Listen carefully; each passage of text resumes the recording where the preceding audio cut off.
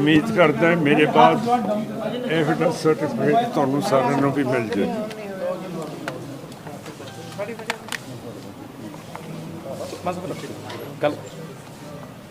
ਮਾਨ ਸਾਹਿਬ ਕਿਵੇਂ ਦੇਖ ਰਹੇ ਹੋ 1999 ਤੋਂ ਬਾਅਦ ਇਹ ਮੌਕਾ ਮਿਲ ਰਿਹਾ ਹੈ ਜਦੋਂ ਇਹ ਸਰਟੀਫਿਕੇਟ ਫੜਨ ਦਾ ਇੱਕ ਵਾਰੀ ਮੌਕਾ ਮਿਲਿਆ ਤੁਹਾਨੂੰ ਦੁਬਾਰਾ ਤੋਂ? देखो जी इंडियन प्रेस सीगी ना उस दे उत्ते इंडियन हुकूमत तो बहुत जोर सीगा। वो कहती सीगी नैट वालियां नूं अखबारां वालियां नूं कि जे तुसी सिमरनजीत सिंह मान दा बयान दिओगे तो फिर वो खालिस्तान दे लई एक ऑक्सीजन तुसी दे रहे हो। इस करके इंडिया की प्रेस तो हैगी आ फ्री, पर मैनू बड़ा अफसोस है कि Tribune, Hindustan times, times of India, Indian express ने ते UNI ने PTI ने ये जिहड़ी फ्री प्रेस है संविधान दे विच फ्री एक्सप्रैशन है वो साडी प्रेस ने बिल्कुल ख़त्म करता सीगा। इहदे बारे मैनू तकड़े हो के करना पैना क्यों करके परसों तुसी ट्रिब्यून दे विच देखिया होगा अंग्रेजी ट्रिब्यून ने 4 कैंडीडेट्स दियां तस्वीरां जिहड़े संगरूर लड़ रहे है वो पातियां सी, पर सिमरनजीत सिंह मान दी नहीं पाई है। हुण इदों ज़्यादा विरोधता की हो सकती है ट्रिब्यून ते अंग्रेजी पेपरां ने, क्यों करके 1984 च इन्हां दा जिहड़ा एडिटर सीगा प्रेम भाटिया उसने इंदिरा गांधी के उत्ते बहुत जोर पाया कि तुसी स्टेटलैस सिक्स के उत्ते मिलिट्री हमला करो। सो मेरा कहने का भाव है कि जदों प्रेस राज करन वाले नाल मिल जे लोकां नूं फिर इंसाफ नहीं मिलता हैगा। पर मान साहब पंजाबी मीडिया ने तुहानूं काफ़ी दिखाया, तुहाडी चर्चा की, तुहाडे नाल गल्लां बातां सुनियां। मैं अंग्रेजी मीडिया की गल की है तो मैं तुहाडी गल नहीं की, पर पंजाबी का मीडिया अपने बॉर्डरों तो अगे टप के नहीं जाता, तो जिहड़ा मीडिया बॉर्डर टप के जाता है उसने मेरे उत्ते पाबंदी लाई हुई सीगी, जिहड़ा मैं आस करदा कि वो कुंजी लैके उस पाबंदी नूं तोड़ देणगे ते जिहड़ा संविधान दे विच लिखिया फ्री प्रेस एंड एक्सप्रैशन उस नूं जारी कर देणगे। मान साहब अज दा जिहड़ा नतीजा आया आप सरकार दे रिपोर्ट कार्ड मन्निया जांदा, किस तरह देखते हो? अज का नतीजा जिहड़े संगरूर वालियां ने बहुत बहादरी दे नाल साडी पार्टी नूं वोटां पाईआं, सेंटर दियां मन्नियां होईयां पार्टी कांग्रेस, BJP, RSS, आम आदमी पार्टी सारिਆਂ ਨੂੰ ਖੂੰਜੇ ਦੇ ਵਿੱਚ ਲਾਤਾ ਹੈ। ਇਹਦੇ ਵਿੱਚ ਸਿਆਸਤ ਦਾ ਬਹੁਤ ਤਬਦੀਲੀ ਆਊਗੀ ਕਿਉਂ ਕਰਕੇ ਜਿਹੜੀ ਵਿਰੋਧੀ ਧਿਰ ਹੈ ਉਹ ਅਸਲੀ ਗੱਲ ਨੂੰ ਹੱਥ ਨਹੀਂ ਫੜਦੀ ਤੇ BJP ਤੇ RSS ਦੇ ਹੱਥ ਦੇ ਵਿੱਚ ਉਹ ਮਜਬੂਰਨ ਹੋ ਗਈ ਹੈ। ਹੁਣ ਟ੍ਰਿਬਿਊਨ ਛਪਦੀ ਸੀ ਲਾਹੌਰ 'ਚ, ਲਾਹੌਰ ਦੇ ਵਿੱਚ ਜੇ ਛਪਦੀ ਸੀ ਫਿਰ ਲਾਹੌਰ ਦੇ ਵਿੱਚ ਬੰਦ ਕਰਕੇ ਇੱਧਰ ਕਿਉਂ ਲੈ ਆਏ? ਅਕਸਰ ਅਖਬਾਰਾਂ ਨੂੰ ਤਾਂ ਕੋਈ ਖਤਰਾ ਨਹੀਂ ਹੁੰਦਾ। ਸੋ ਮੇਰਾ ਕਹਿਣ ਦਾ ਮਤਲਬ ਹੈ ਕਿ ਇਹ ਅਖਬਾਰਾਂ ਸਹੀ ਨੁਮਾਇੰਦਗੀਆਂ ਵਿਰੋਧੀ ਧਿਰ ਜਾਂ ਖਾਲਸਾ ਨੂੰ ਨਹੀਂ ਦਿੰਦੀਆਂ। ਕਦੇ ਸਾਨੂੰ ਟੈਰਰਿਸਟ ਕਹਿ ਦਿੰਦੇ ਹੈ, ਕਦੇ ਸਾਨੂੰ ਦਹਿਸ਼ਤਗਰਦ ਕਹਿ ਦਿੰਦੇ ਹੈ, ਕਦੇ ਕਹਿ ਦਿੰਦੇ ਆ ਪਾਕਿਸਤਾਨ ਨੂੰ ਬਾਹਰ ਕੱਢੋ ਸਿਮਰਨਜੀਤ ਸਿੰਘ ਮਾਨ ਨੂੰ। ਹੁਣ ਦੇਖੋ ਮੈਂ ਤਾਂ ਪਾਕਿਸਤਾਨ 'ਚ ਆਇਆ, ਮਾਲਵੇ ਦੇ ਲੋਕਾਂ ਨੇ ਮੇਰੇ 'ਤੇ ਬਹੁਤ ਕਿਰਪਾ ਕੀਤੀ ਹੈ ਕਿ ਇੱਕ ਪਾਕਿਸਤਾਨ ਤੋਂ ਆਇਆ ਹੋਇਆ ਬੰਦਾ ਉਹਨੂੰ ਇੰਨੀਆਂ ਵੋਟਾਂ ਪਾਤੀਆਂ ਕਿ ਸੰਗਰੂਰ ਦੇ ਹਲਕੇ ਨੇ ਸਿਮਰਨਜੀਤ ਸਿੰਘ ਮਾਨ ਨੂੰ ਆਪਣਾ ਨੁਮਾਇੰਦਾ ਚੁਣਿਆ।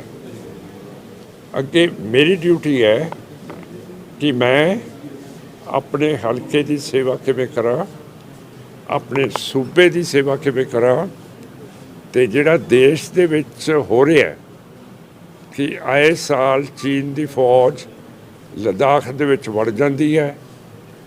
900 स्क्वायर किलोमीटर 2000 दे विच चीन ने लद्दाख दे विच नप लए, पर अजे तक इंडिया की फौज के कोले कोई इन्हां दा जनरल नहीं है जिहड़ा एक पास्यों हमला करके उन्नी धरती साਂਭ लवे।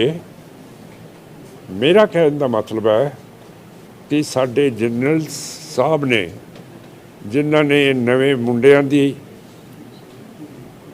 बनाई है कि ये 4 साल लिए काम करनगे, 4 सालों दे विच की सीख सकते हैं। अंत दे विच इन्हां दी गल बीजेपी की यह है कि जिवें हिटलर पार्टी दे नाटसी हुंदे सीगे, गस्तापो हुंदी सी, SS हुंदी सी, इन्हां नूं अपनी पार्टी दे विच मिला के जबरन हिंदू राष्ट्र इत्थे इंडिया दे विच बनाउणगे। ते ये तुहानूं तसल्ली होनी चाहिए है, नहीं तो इस तरह का खमल कोई भी फौजी नहीं कुटदा। जिहड़ा तिन्ने जरनैलां ने एयरफोर्स नेवी ते फौज ने कुट के सारे मुल्कां दे अगे लिआंदा।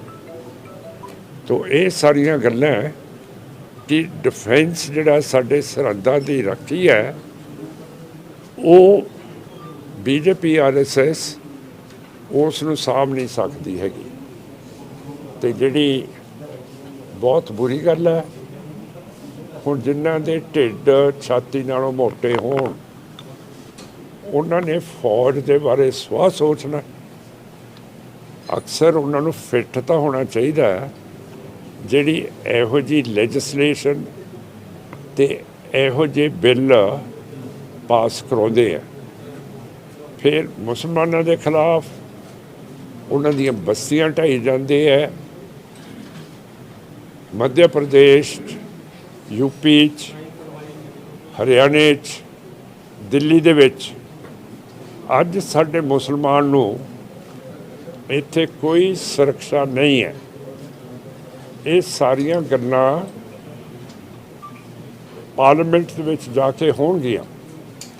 ते जिवें कश्मीर दे विच कानून के खिलाफ जिहड़ा एप्सपा कानून है वो फौज नूं पूरी खुली छुट्टी दे दिंदा है कि किसी नूं भी मार दो, किसी नूं जख्मी कर दो, किसी नूं घोटना फेर दो, किसी बीबी की पत्त लुट के ले जाओ। ये सारा हो रहा है कश्मीर दे विच। पर संविधान की कहता है, संविधान की एक धारा कहती है कि no person can be deprived of his life and property freedom without the procedure laid down in law. जिसका मतलब है कि तुसी किसी की आज़ादी, किसी की जान नहीं ले सकते जिन्ना चिर वो कानून के दायरे दे विचों ना जाए ते थानेदार तो चल के सैशन जज हाई कोर्ट ते सुप्रीम कोर्ट तक पहुँचे। जिहड़ा साडा नैशनल ह्यूमन राइट्स कमीशन है वो तो सौ गया, वो तो किसी चीज़ वाल नहीं देखता हैगा कि असी की कर रहे हैं। सो मेरा कहने का मतलब है कि जिहड़े हुण प्रेजिडेंट बन रहे हैं वो भी जिहड़े आदिवासी है उन्हां दे उत्ते भी ध्यान रखणगे, क्यों करके छत्तीसगढ़ दे विच, मध्य प्रदेश दे विच, झारखंड दे विच, बिहार च उड़ीसा हुकूमत इंडिया दी उन्हां नूं कहंदी है कि तुसीं नक्सलेट हो ते तुसीं माओवादी हो, ते ठा ठा उन्हां नूं मार के खत्म कर दिंदी है। किहड़ा कानून है जिहड़ा कहंदा है कि तुसीं फड़ के किसी मुलजम नूं तुसीं मार सकते हो? ਇਹ ਸਾਰੀ ਚੀਜ਼ ਕਾਨੂੰਨ ਦੇ ਰਾਹੀਂ ਹੋ ਸਕਦੀ ਹੈ। ਮਾਨ ਸਾਹਿਬ SYL ਗੀਤ ਤੇ ਰੋਕ ਲਗਾ ਦਿੱਤੀ ਗਈ ਹੈ। ਸਿੱਧੂ ਮੂਸੇਵਾਲਾ ਦਾ ਆਖਰੀ ਗੀਤ ਸੀ, ਇੰਡੀਆ ਦੇ ਵਿੱਚ ਬੈਨ ਕਰ ਦਿੱਤਾ ਗਿਆ ਉਹ ਗੀਤ। ਹੁਣ YouTube ਤੇ ਇੰਡੀਆ ਦੇ ਵਿੱਚ ਉਹ ਗੀਤ ਨਹੀਂ ਦੇਖ ਸਕਦੇ। ਸਿੱਖ ਕੌਮ ਨੂੰ, ਮੁਸਲਿਮ ਕੌਮ ਨੂੰ ਇੰਡੀਆ ਦੇ ਵਿੱਚ ਰਹਿਣਾ ਬਹੁਤ ਮੁਸ਼ਕਲ ਕਰ ਦਿੱਤਾ ਹੈਗਾ। ਇਹਨਾਂ ਨੇ ਇੰਨਾ ਸਾਡਾ ਨੱਕ 'ਚ ਦਮ ਲੈ ਆਂਦਾ ਹੈ ਕਿ ਕਿੰਨੇ ਕਾਨੂੰਨ ਪਾਸ ਕਰਤੇ ਹੈ ਕਿ ਜੇ ਉਹ ਮੁਸਲਮਾਨ ਹਿੰਦੁਸਤਾਨੀ ਨਹੀਂ ਹੈ ਫਿਰ ਅਸਾਮ ਦੇ ਕੈਂਪ ਦੇ ਵਿੱਚ ਡੱਕੇ ਹੋਏ ਆ। ਉਹਨਾਂ ਦੀ ਨਾ ਪੇਸ਼ੀ ਪੈਂਦੀ ਹੈ, ਨਾ ਉਹਨਾਂ ਨੂੰ ਕਿਤੇ ਜਾਣ ਦਿੰਦੇ ਆ। ਸੋ ਮੇਰਾ ਕਹਿਣ ਦਾ ਭਾਵ ਹੈ ਕਿ ਜਿਹੜੀ ਹਿੰਦੂਤਵਾ ਦਾ ਰਾਜ ਇੱਥੇ ਪੈਦਾ ਕਰਤਾ ਹੈ BJP ਤੇ RSS ਨੇ, ਤੇ ਜਿਸ ਦੀ ਗੱਲ ਅੱਜ ਤੱਕ ਪਾਰਲੀਮੈਂਟ 'ਚ ਨਹੀਂ ਹੋਈ, ਉਹ ਆਪਾਂ ਉੱਥੋਂ ਤਾਕਤ ਲੈ ਕੇ ਕਰ ਦਾਂਗੇ ਉੱਥੇ ਜਾ ਕੇ। ਹੋਰ ਕੀ ਆ? ਯਾਨੀ ਕਿ SYL ਦਾ ਜਿਹੜਾ ਗੀਤ ਬੈਨ ਕੀਤਾ ਉਹਦੇ ਖਿਲਾਫ ਆਵਾਜ਼ ਉਠਾਓ। ਦੇਖੋ, ਸੰਵਿਧਾਨ ਕਹਿੰਦਾ ਹੈ ਕਿ ਤੁਹਾਨੂੰ ਆਜ਼ਾਦੀ ਹੈ ਬੋਲਣ ਦੀ, ਤੇ ਜਿਹੜੀ ਚੀਜ਼ ਤੁਸੀਂ ਸੋਚਦੇ ਹੋ।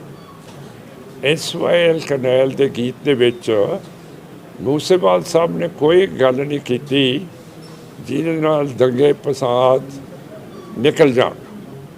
ਸੋ ਇਹ ਸਾਰੀ ਸੈਂਟਰ ਦੀ ਨਜਾਇਜ਼ ਹਰਕਤ ਹੈ ਕਿ ਭਾਈ ਮੂਸੇਵਾਲ ਦਾ ਜਿਹੜਾ ਗੀਤ ਹੈ ਉਸ ਨੂੰ ਕੈਂਸਲ ਕਰਤਾ ਹੈ।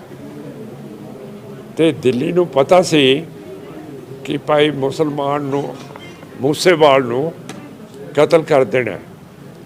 ਉਹਨਾਂ ਨੇ ਪੰਜਾਬ ਸਰਕਾਰ ਨੂੰ ਵੀ ਉਹਨਾਂ ਦੀ IB ਨੇ ਦੱਸਿਆ ਸੀ, ਫਿਰ ਉਹਨਾਂ ਦੀ ਦਿੱਲੀ ਪੁਲਿਸ ਨੇ ਵੀ ਦੱਸਿਆ ਸੀ। ਫਿਰ ਤੁਸੀਂ ਮੈਨੂੰ ਦੱਸੋ, ਉਸ ਦੇ ਬਾਅਦ ਪੰਜਾਬ ਸਰਕਾਰ ਨੇ ਮੂਸੇਵਾਲ ਸਾਹਿਬ ਦੀ ਜਿਹੜੀ ਸੁਰੱਖਿਆ ਸੀ ਉਹ ਵਾਪਸ ਕਿਉਂ ਲੈ ਲਈ?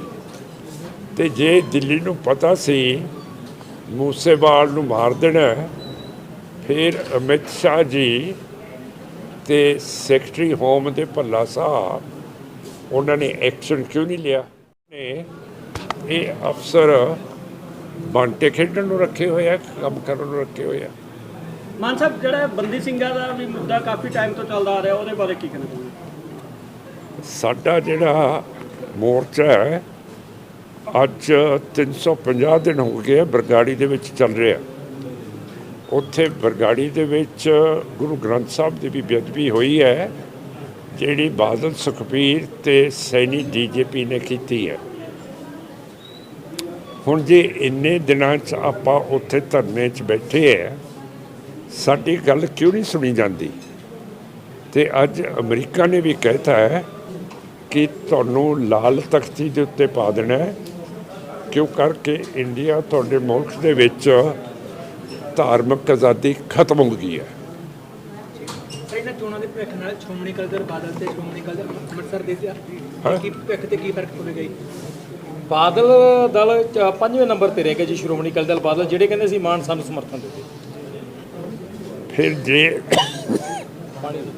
ਉਸ ਨੂੰ ਵੋਟਰਾਂ ਨੇ ਪੰਜਵੇਂ ਸਥਾਨ ਤੇ ਰੱਖ ਲਿਆ, ਫਿਰ ਹੋਰ ਮੈਨੂੰ ਕੀ ਪੁੱਛਣਾ ਚਾਹੁੰਦੇ ਹੋ? ਇਹ ਅੱਗੇ ਲੱਗਦਾ ਕੁਝ ਕਿ 5ਵੇਂ ਤੋਂ ਅੱਗੇ ਵਧਣਗੇ, ਜਾਂ ਲੱਗਦਾ ਹੁਣ ਪਿੱਛੇ ਨੂੰ ਆ ਕੰਮ? ਨਹੀਂ, ਇਹਨਾਂ ਨੇ ਸਰਮਾਇਆ ਬਹੁਤ ਇਕੱਠੀ ਕੀਤੀ ਹੈ, ਲੋਕਾਂ ਦੇ ਕੰਮ ਨਹੀਂ ਕੀਤੇ, ਤੇ ਇਹਨਾਂ ਨੇ ਪੰਥ ਨੂੰ ਦਿੱਲੀ ਦੇ ਹੁਕਮਰਾਨਾਂ ਅੱਗੇ ਵੇਚ ਦਿੱਤਾ। ਪ੍ਰਧਾਨ ਸਾਹਿਬ, ਜੇ ਕੋਈ ਅਜਿਹੀ ਪੇਸ਼ਕਸ਼ ਹੁੰਦੀ ਆ ਸਾਂਝੇ ਅਕਾਲੀ ਦਲ ਦੀ, ਕੀ ਉਹਦਾ ਪ੍ਰਧਾਨ ਬਣਨ ਦੀ ਪੇਸ਼ਕਸ਼ ਸਰਕਾਰ ਕਰੂਗੀ?